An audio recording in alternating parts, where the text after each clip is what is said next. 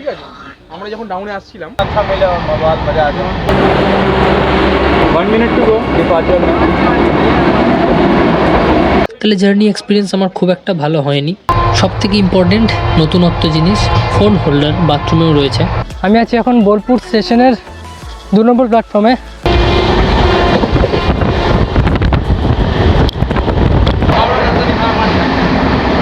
A very cool welcome from Bolpur Shantiniketan station. এই মুহূর্তে আমি আছি বোলপুর শান্তিনিকেতন স্টেশনের 1 নম্বর প্ল্যাটফর্মের সাইডে। এদিক থেকে লাইন পেরিয়ে আমি 2 নম্বর প্ল্যাটফর্মে যাব, কারণ আজকে আমি ট্রাভেল করতে চলেছি দেশের দ্বিতীয় অমৃত ভারত এক্সপ্রেস মালদা টাউন থেকে বেঙ্গালুরুগামী অমৃত ভারত এক্সপ্রেসে করে বোলপুর শান্তিনিকেতন থেকে ডানকুনি অবধি।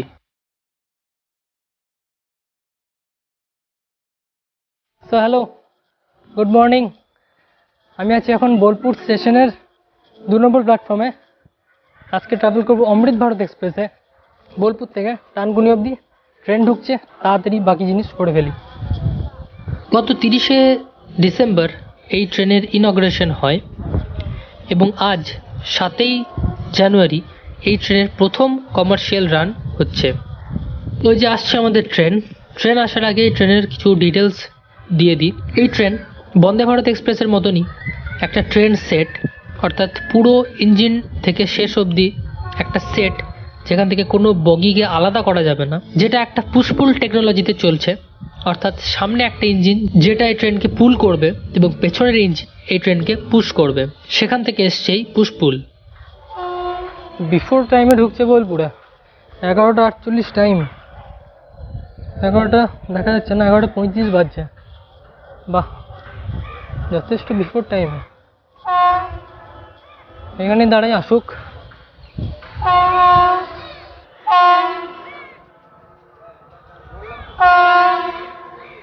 কিন্তু এই WAP5 লোকোমোটিভসগুলো একটু আলাদা অন্যান্য WAP5 লোকোমোটিভসের চেয়ে, কারণ এর অ্যারোডাইনামিক্স শেপটা একটু বেশি অন্যান্য WAP5 লোকোমোটিভসের থেকে।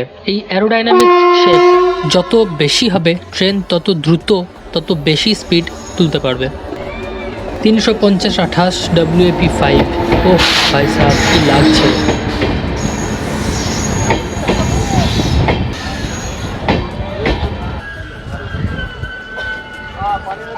এটা হচ্ছে এই ট্রেনের আনরিজার্ভড সেকেন্ড সিটিং কোচ।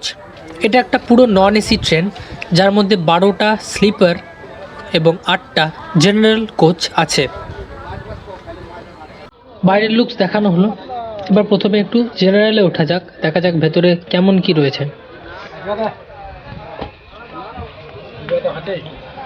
তো এই হচ্ছে জেনারেল। খুব একটা ভিড় নেই, বাট ভরপুর আর কি, বাট না চলার মতো ভিড় নেই। ইন্টেরিয়ারটা যথেষ্ট সুন্দর লাগছে।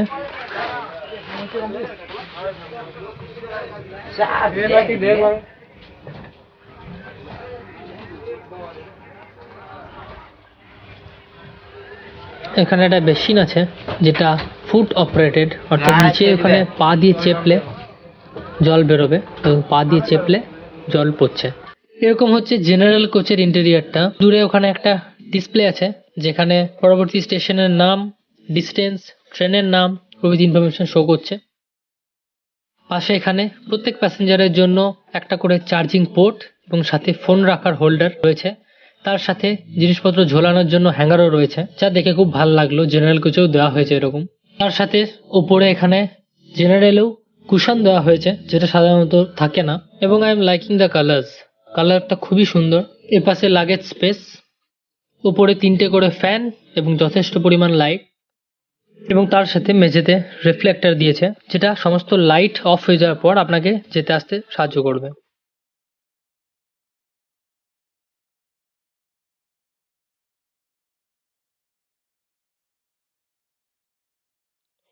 ঠিক 11টা 50 বাজছে, আমরা বেরিয়ে পড়লাম বোলপুর শান্তিনিকেতন থেকে।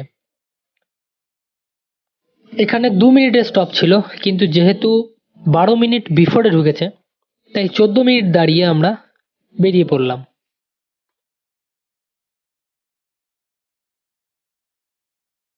অমৃত ভারত হচ্ছে একটা পুরো non AC low cost push-pull train set, যেটা 1000 কিলোমিটারের বেশি চলাচল করবে সহজ সাধারণ মানুষদের বিভিন্ন দূর দূরান্তে পৌঁছে দেওয়ার জন্য।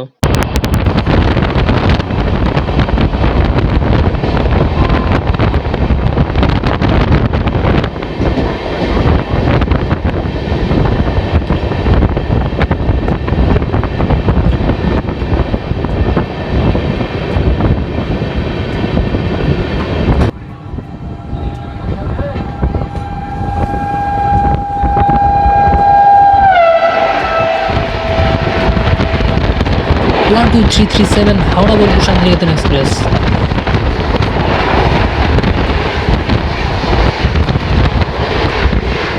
এবার একটু জেনারেল থেকে স্লিপারের মধ্যে দিয়ে যাওয়া যাক। তো এইটা হচ্ছে স্লিপার কোচের ইন্টেরিয়ার। কালার্স, লুকস সবই একই, শুধু একটু ফেসিলিটিসের ডিফারেন্স আছে। তো এরকমটা হচ্ছে স্লিপার কোচের ইন্টেরিয়ার। এখানেও সেম দেখতে কালার কম্বিনেশন, যেটা খুবই সুন্দর লাগছে। ಮುಂದಿನ ಕಂಗು ನಿಲ್ದಾಣ ಬರ್ಧಮಾನ್ ಜಂಕ್ಷನ್ 3 ಕಿಲೋಮೀಟರ್ ದೂರದಲ್ಲಿ এখানেও সাইড লোয়ারে যথারীতি চার্জিং পোর্ট, ব্যাগ ট্যাগ ঝোলানোর জায়গা।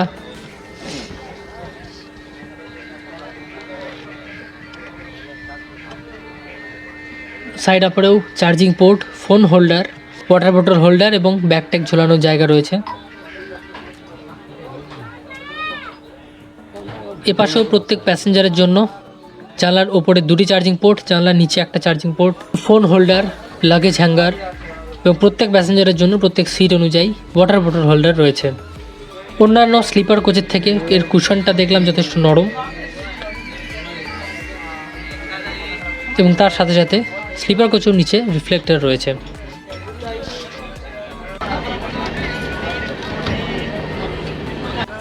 প্রত্যেক কোচে দরজার কাছে এখানে এদিকে 2টো সিসিটিভি ক্যামেরা, একটা লাইট, ইমার্জেন্সি টকব্যাক ইউনিট এবং ওধারে আরেকটা সিসিটিভি ক্যামেরা ও লাইট রয়েছে, অর্থাৎ সিকিউরিটির দিকে যথেষ্ট ধ্যান রাখা হয়েছে। ফায়ার এক্সটিংগুইশার, দুটো বাথরুম এবং এখানে ফুট অপারেটেড ট্যাপ রয়েছে, যেটা পায়ের সাহায্যে প্রেস করলে জল পড়বে। তার সাথে এখানে বন্দে ভারতের মতো ভেস্টিবলস রয়েছে, যেটা তুলনামূলক কম জার্কিংয়ে আপনাকে এক কোচ থেকে অন্য কোচে যেতে সাহায্য করবে। পুরোটা সিল করা।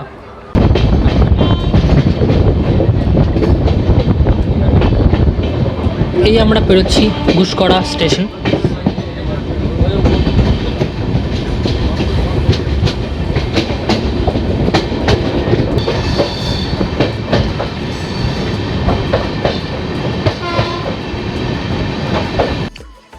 এই মালদা বেঙ্গালুরু অমৃত ভারত এক্সপ্রেস সপ্তাহের কেবলমাত্র রবিবারে সকাল 8:50 মালদা টাউন ছেড়ে মঙ্গলবার ভোর 3টেই বেঙ্গালুরু পৌঁছবে। আবার সেই দিনই মঙ্গলবারে সেটা ব্যাঙ্গালোরে দুপুর 1:50 ছেড়ে বৃহস্পতিবার সকাল 11:50 মালদা চলে আসবে। এই নতুন কমলা অমৃত ভারতে যদি আপনি মালদা থেকে ব্যাঙ্গালোর অবধি স্লিপার ক্লাসে যান, তাহলে আপনার ভাড়া পড়বে 925 টাকা, এবং আপনি যদি জেনারেল ক্লাসে যেতে চান তাহলে আপনার ভাড়া লাগবে 555 টাকা। অন্যদিকে আপনি যদি আমার মতো বোলপুর থেকে কলকাতা যেতে চান এই ট্রেনে, তাহলে স্লিপার ক্লাসের ভাড়া পড়বে 165 টাকা এবং জেনারেল ক্লাসের ভাড়া পড়বে 70 টাকা। একটা কথা মাথায় রাখবেন, এই ট্রেনের টিকিট প্রাইসের সঙ্গে কিন্তু কোনো খাবার দাবারের দাম ধরা নেই।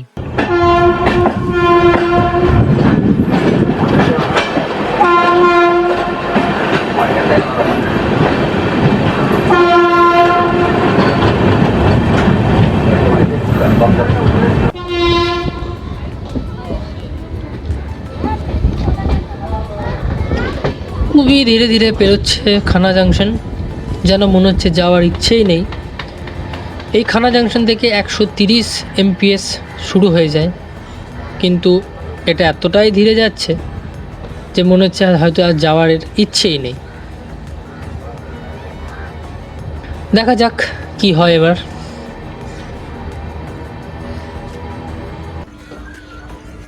যা ভাবছিলাম তাই, ধীরে যেতে যেতে তালিতের আউটারে এখানে দাঁড় করিয়ে দিল আমাদের ট্রেনকে।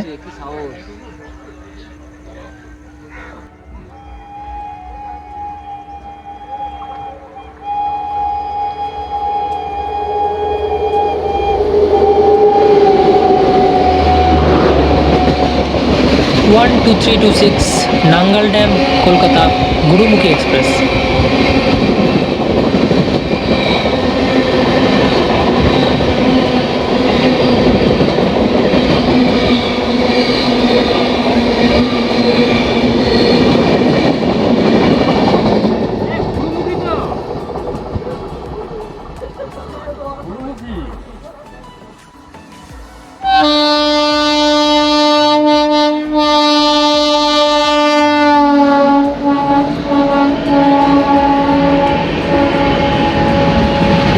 Zero 2024 Patna Howrah fare special.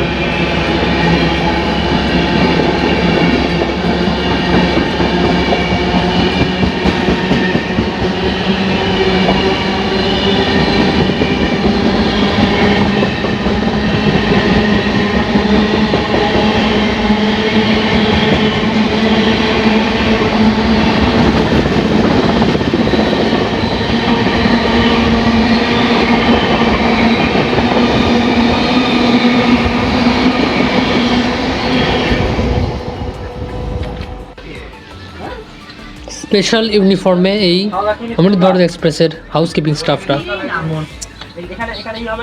Bardhaman junction 3 kilometre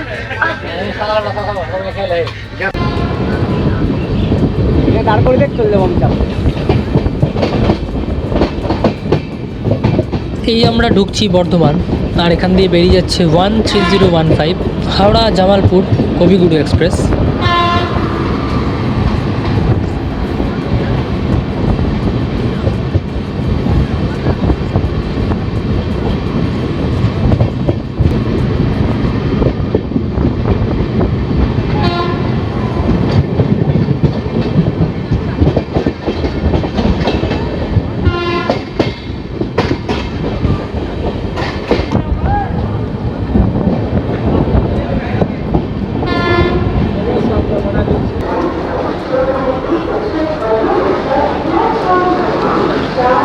দুপুর 1:11 আমরা পৌঁছে গেলাম বর্ধমান স্টেশনের 5 নম্বর প্ল্যাটফর্মে।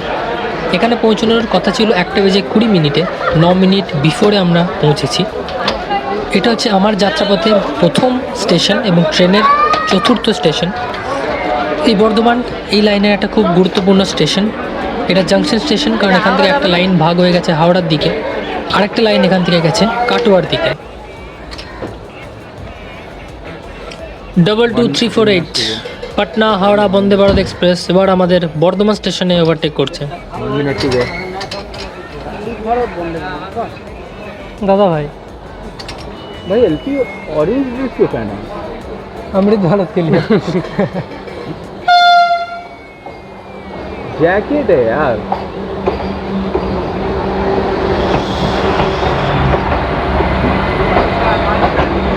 अच्छा भी वीडियो ले रहा है।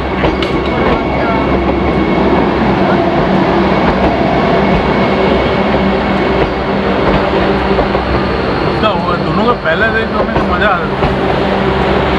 1 मिनट टू गो डिपार्चर में।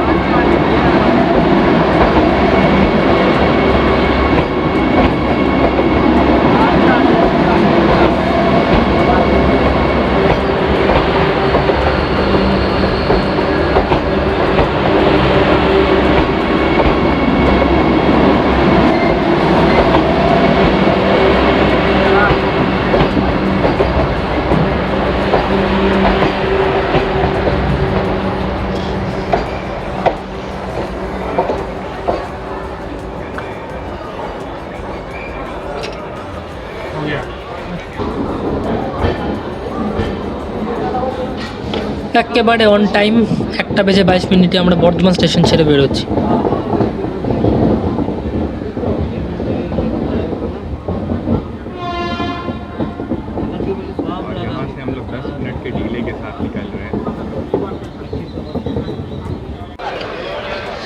এখানে সুরজিৎ দা ইন্টারভিউ নিচ্ছে।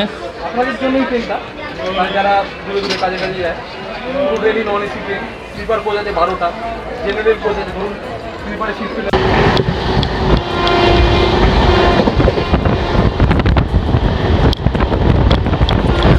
তো অবশেষে অনেকক্ষণ পর শুরু হয়েছে অমৃত ভারত ঝড়।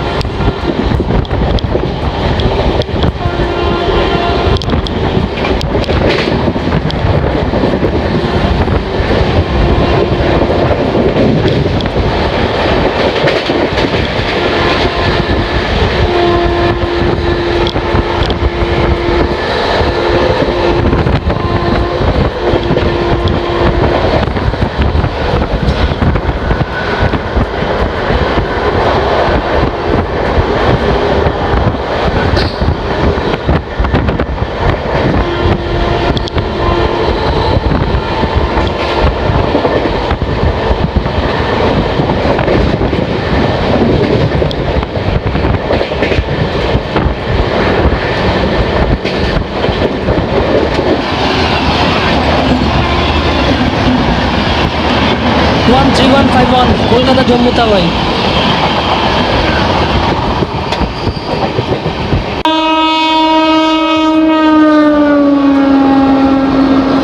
One two three four seven Shaheed express.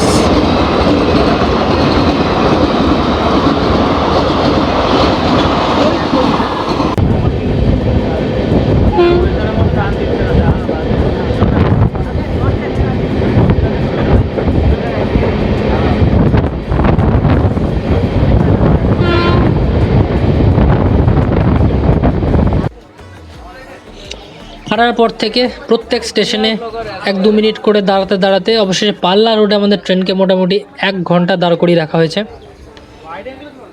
আমরা যখন ডাউনে আসছিলাম তখন তখন বোলপুর আর বর্ধমানের মাঝখানে আমাদের ট্রেনের সাথে শান্তিনিকেতনে ক্রসিং হয়েছিল। হ্যাঁ, তো শান্তিনিকেতন এক্সপ্রেস বোলপুর যাচ্ছিল। হ্যাঁ, শান্তিনিকেতন এখন বোলপুর পৌঁছে গেছে, আবার বোলপুর থেকে ছেড়েও দিয়েছে। আর আমার যতদূর আন্দাজ ও শান্তিনিকেতন আবার আমাদের ট্রেন আর জনশতাব্দী আমাদের ট্রেন ওভারটেক মেরে হাওড়া পৌঁছে গেছে অলরেডি।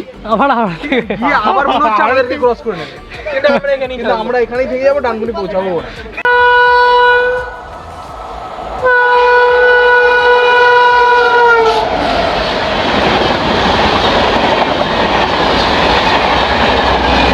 ওয়ান 2369 হাওড়া দেরাদুন কুম্ভ এক্সপ্রেস।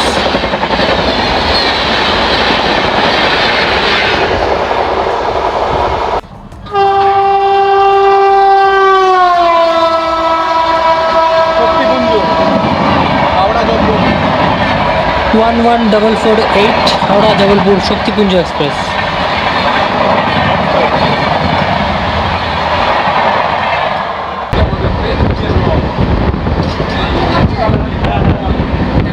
লোকের কাছে অনেক কথাবার্তা শুনে অনেক গালবন্ধ খেয়ে অবশেষে রং দেখাতে লেগেছে।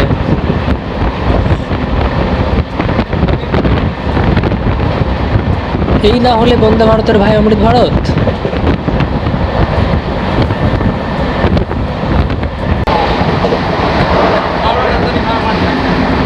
কি গেল ভাই হাওড়া রাজধানী ভাই পাটনা। তো এই ঢুকে গেলাম একটা জেনারেল কোচের বাথরুমে, দরজা অবশ্যই লক করবেন। উপরে ওখানে ফ্রেগরেন্স মেশিন রয়েছে, স্মোক ডিটেক্টর, ফ্লাশ বাটন একটা ইমার্জেন্সি, তার পাশে একটা অটোমেটিক ফ্লাশ বাটন সবুজ রঙের, নিচে এটা emergency push button, hand shower handle, নিচের অবস্থা পরিষ্কার যথেষ্ট। তার পাশে এখানে foot operated tap,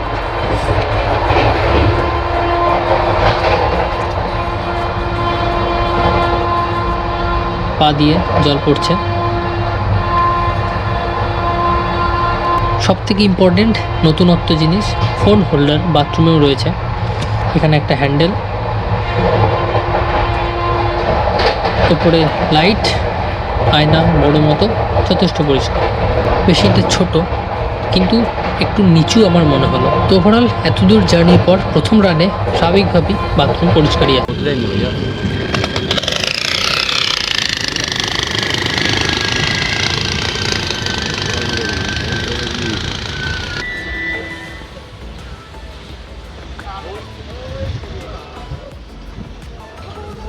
10 minute late করে 3:05 আমরা পৌঁছালাম ডানকুনিতে। এখানে পৌঁছানোর টাইম ছিল 2:55। ডানকুনি হচ্ছে এই ট্রেনের পঞ্চম এবং আমার দ্বিতীয় ও অন্তিম হল্ট। এই ডানকুনিকে জাংশন বলা হয় কারণ এখান থেকে একটা লাইন গেছে হাওড়ার দিকে কর্ড লাইন, এবং এখান থেকে আরেকটা লাইন গেছে শিয়ালদার দিকে। এই ডানকুনি মানে আপনি অলমোস্ট কলকাতায় ঢুকে গেছেন।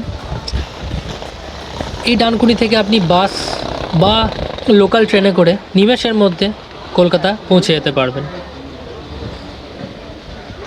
তো এবার এই নতুন ট্রেনে বোলপুর থেকে ডানকুনি অবধি আমার জার্নির কথা বলি, তাহলে জার্নি এক্সপিরিয়েন্স আমার খুব একটা ভালো হয়নি। ট্রেন নতুন, ট্রেন পরিষ্কার, জনসাধারণের জন্য খুব সুন্দর উদ্যোগ, ফ্যাসিলিটিস অনেক। বোলপুর বর্ধমান সব জায়গাতে বিফোরে ঢুকেছি, ডানকুনিতে মাত্র 10 মিনিটের লেট আছে। কিন্তু সেসব ছাড়া আজকের রান আমার ভালো লাগেনি। বোলপুর থেকে ডানকুনির মধ্যে মোটামুটি 90% খুবই ঝুলিয়ে ঝুলিয়ে এসছে, মধুসূদনপুর অবধি মোটামুটি। তারপর ওইখান থেকে ডানকুনি অবধি ফুল টপ স্পিডটা অ্যাচিভ করতে পেরেছে। রানটা একটু বেটার হয়েছিল, মেবি সামনে বন্দে ভারত হামসাফার চলছিল লেট, সেই সব কারণে হতে পারে। আমার যে সকল বন্ধুরা ট্রেনে ছিলেন যারা মালদা থেকে জার্নি করছেন, তাদের মতে মালদা থেকে বোলপুর অবধিও রান খুব ভালো ছিল। আর সেকেন্ডলি ট্রেনটার টাইম টেবিল জানি না কিভাবে করা হয়েছে, এত স্ল্যাক টাইম দেওয়া হয়েছে ট্রেনটার যে কি বলবো।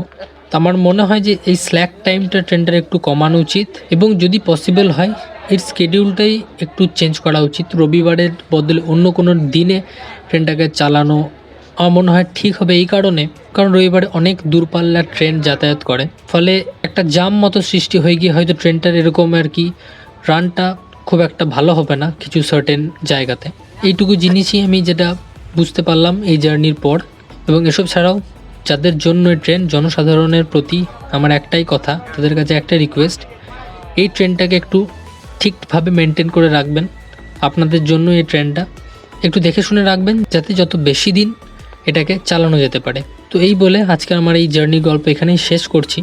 ভিডিও ভালো লেগে থাকলে লাইক শেয়ার করবেন, সাবস্ক্রাইব করবেন আমার চ্যানেলে নতুন হলে, এবং ফিডব্যাক দেবেন কীভাবে ইমপ্রুভ করতে পারি। নিজের কোনো ডাউটস কোয়েশ্চেন থাকলে অবশ্যই কমেন্টে জানাবেন, আমি কমেন্ট অবশ্যই করব।